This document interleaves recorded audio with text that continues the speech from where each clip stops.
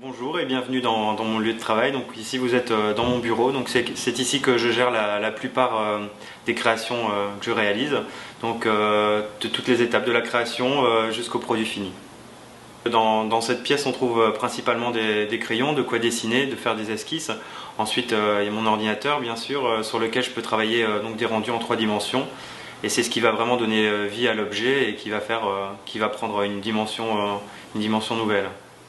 Ce qui a vraiment caractérisé le début de ma carrière, entre guillemets, c'est les prix que j'ai remportés.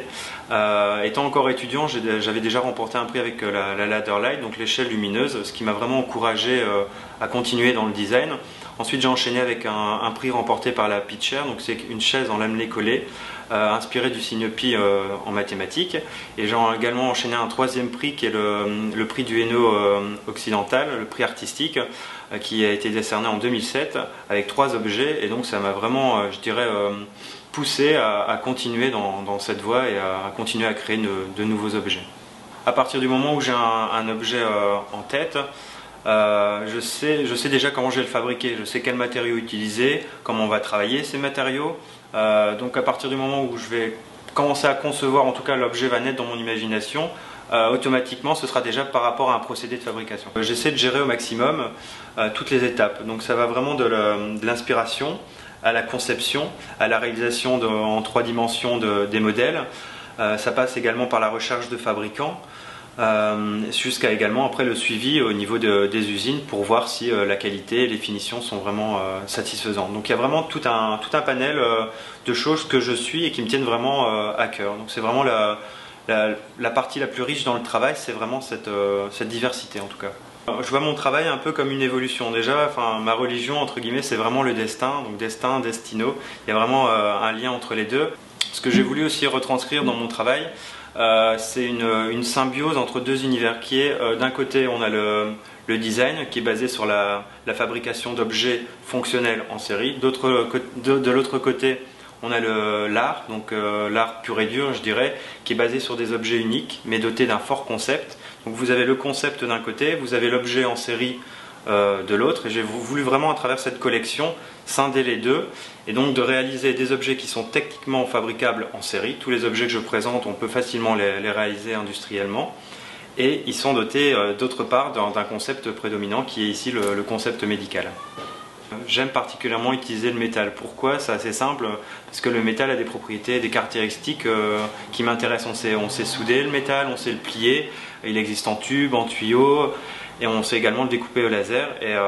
Et donc c'est vraiment tout un panel de possibilités que j'aime utiliser dans mon travail et appliquer pour les objets que je fais. J'ai basé ma dernière collection sur le milieu médical.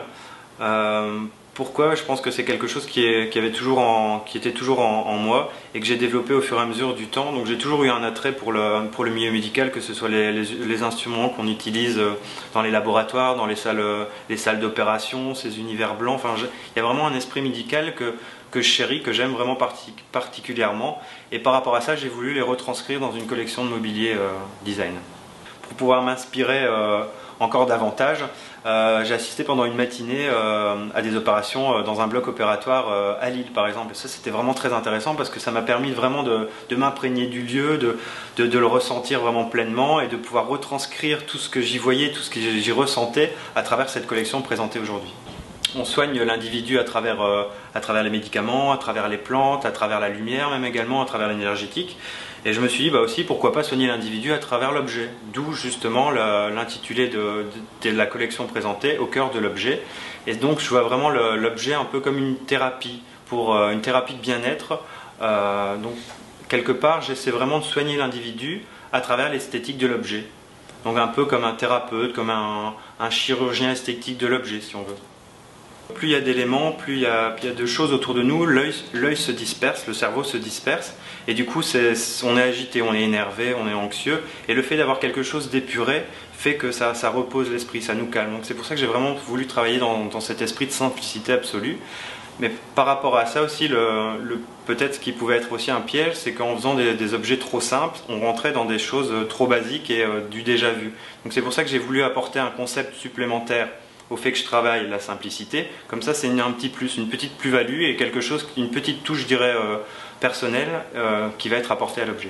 Dans la continuité de la collection Au cœur de l'objet, j'ai pour projet de réaliser une collection qui s'intitulerait Chirurgie. Donc ce serait vraiment mettre en évidence le parallèle entre d'un côté le chirurgien esthétique, donc qui apporte le bien-être à travers l'esthétique du corps, et je dirais le chirurgien designer qui cherche à apporter le bien-être à travers l'esthétique, mais cette fois-ci de l'objet.